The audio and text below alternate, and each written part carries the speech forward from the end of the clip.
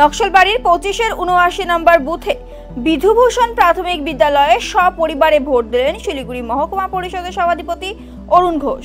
তিনি জানান, আজ গণতন্ত্রের উৎসব চলছে, উচ্ছ্বসিতভাবে স্বতঃস্ফূর্তভাবে সকলে ভোট দিচ্ছেন।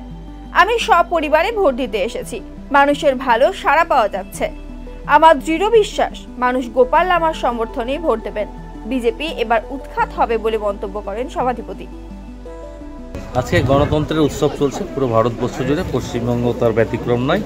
নকশালবাড়ি তো দেখছেন আমাদের সমস্ত ভোটাররা খুব উদ্দীপনার সাথে উচ্ছ্বাসিতভাবে ভোট দিচ্ছেন এবং সকাল থেকে প্রচুর লাইন চলছে। আমি এখন আমার নিজস্ব বুথে ভোট দিলাম, 25-69 বুথে 79 ভোটে ভোট করলাম।